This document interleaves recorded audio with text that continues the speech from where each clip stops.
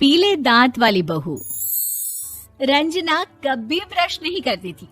उसे कितनी बार उसके माँ बाप ने डांटा, लेकिन उसका कोई असर उस पर होता ही नहीं था, जिस कारण से उसके दांत पीले पीले हो जाते हैं।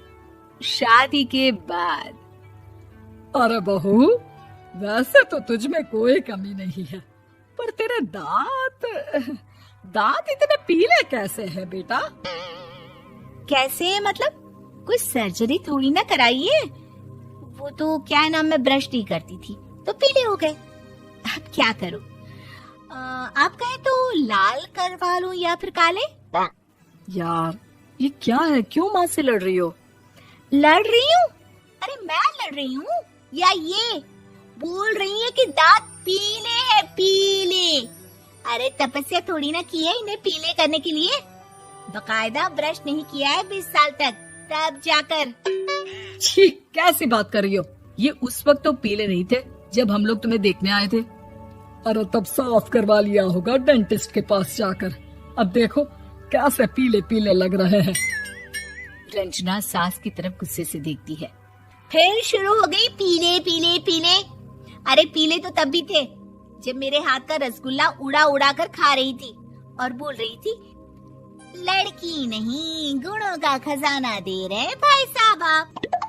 खैर, अब वो लोग करते भी तो क्या करते, पीले दांत वाली बहू पल्ले पड़ी थी तो झेलना तो था ही। एक दिन कीर्तन में रंजना गाना गा रही थी। अरे कमला बहन, माँ का द्वार है, यहाँ तो सब शुद्ध होकर आते हैं, फिर अपनी बहू को ब्रश भी नहीं करवाती तुम। दूर से पीले पीले दांत भक्ति में बाधा उत्पन्न कर रहे हैं। अरे कोई 2 साल की बच्ची थोड़ी ना लेकर आई हूँ मैं बहू बनाकर। अच्छी खासी लड़की है, अरे कैसे करवाऊं ब्रश? ये तो उसे खुद करना चाहिए ना। अब माँ बाप तो इसके जैसे तैसे निपटा दिए, ये नहीं सोचा कि सास कैसे संभालेगी। सास बहू को लेकर घर आ जाती है, लेकिन सोच लेती है कि अब इसे लेकर कहीं नहीं जाएगी। अगले रोज बहू कहती है, अरे क्या हो गया, मंदिर नहीं जाना क्या? कीर्तन का वक्त हो रहा है। मेरी मधुर वाणी से कान्हा जी जागते हैं और सोते हैं। आप तो जानती है ना उनकी भक्ति में कितना मन लगता है मेरा। वो क्या है ना, तबीयत ठीक नहीं लग रही है मेरी, आराम करूंगी मैं। तबीयत ठीक नहीं लग रही? अभी तो मिथुन के गाने पर नाच रही थी आप, और अब बोल रही है कि तबीयत ठीक नहीं लग रही। अरे भक्ति में मन लगा लो सासू माँ, ऊपर जाना है, क्या मुंह दिखाओगी आप? हाँ? सास को बहू की बात पर गुस्सा आ जाता है। मैं क्या मुंह दिखाऊंगी, इसकी चिंता तो ना कर, समझी? अपने मुंह की चिंता कर, जो ये पीले पीले दांत लेकर हर जगह पहुंच जाती है। पता है लोग कितना मजाक बनाते हैं। ना जी ना, मैं नहीं जाना कहीं तेरे साथ। तो ये बात है, कोई ना, मत जाओ, मैं अपने कमरे में ही बैठकर भक्ति कर लूंगी। ऊपर वाला दांत थोड़ी ना देखता है, मन देखता है, भावना देखता है। और अरे बस बस, तू सब कुछ दिखा, बस ये सफेद चमकदार दांत ना दिखाना किसी को, है? जा यहाँ से। बहू को सास की बात का कोई फर्क नहीं पड़ता, वो तो जैसी थी वैसी ही रह जाती है। सुबह नहाकर किचन में खाना बनाना, फिर खाना खाना, कीर्तन भजन करना और सो जाना। एक दिन, माँ जी मैं सहेली के घर जा रही हूँ, शाम को लेट आऊंगी। हाँ हाँ तो जाना, मैंने कौन सा तेरी आरती करनी है घर पर बैठकर। रंजना सहेली के घर जाती है, जहाँ वो पार्टी में जाने की तैयारी कर रही होती है। अरे शिखा, कहाँ जाने की तैयारी कर रही है? मैं गलत वक्त पर आ गई क्या? अरे नहीं यार, उल्टा सही वक्त पर आ गया। मैंने ये साड़ी और ज्वेलरी निकाली है यार, शाम को इनके ऑफिस की एक पार्टी में जाना है। बताना कैसा लग रहा है ये सब? नहीं यार, इस ड्रेस के साथ तो वो वाली ज्वेलरी अच्छी लगेगी। हाँ हाँ सही बोल रही है, मैंने ध्यान ही नहीं दिया। वैसे तो हमेशा से मस्त फैशन सेंस रखती है। तो बड़ा जाती होगी ना पति के साथ पार्टी में।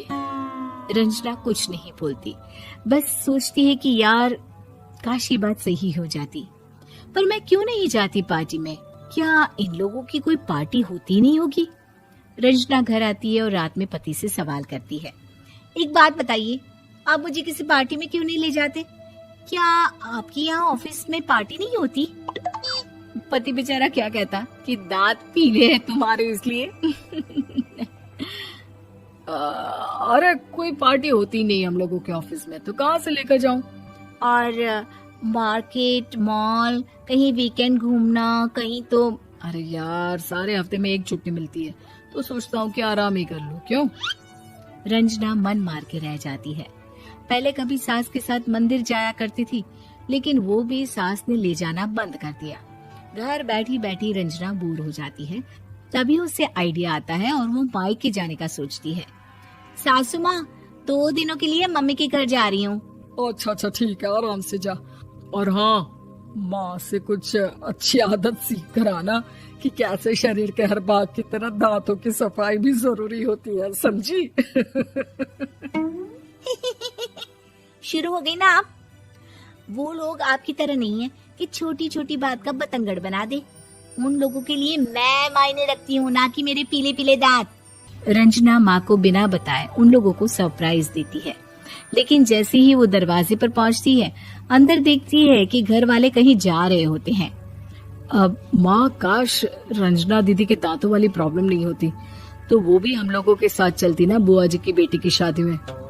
हाँ बेटा, लेकिन अब उसे कौन समझाए कि उसको उसके पीले दांत नहीं दिखते, लेकिन उसके आसपास के लोगों को कितना एम्बैरेसिंग फील कराते हैं।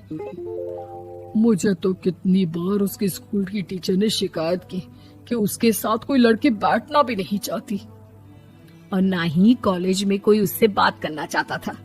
लेकिन पता नहीं क्यों उसे ये बात समझ में ही नहीं आती।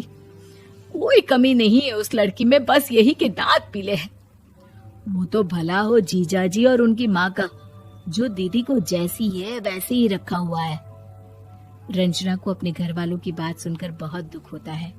वो सोचती है कि वो क्या करे, लेकिन फिर वो सीधा डेंटिस्ट के पास जाती है, अपने दांत चमकाती है और कसम खाती है कि वो रोज ब्रश करेगी।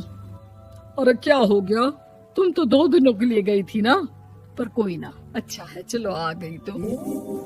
रंजना सास के सामने आकर खड़ी हो जाती है और पूरी स्माइल करती है, उसके चमकदार दांतों को दिखाती हुई। हैं? चले मंदिर। माँ, मुझे माफ कर दीजिए, मैंने आप लोगों को बहुत एम्बैरेसिंग फील करवाया। मैं आज से रोज ब्रश करूंगी।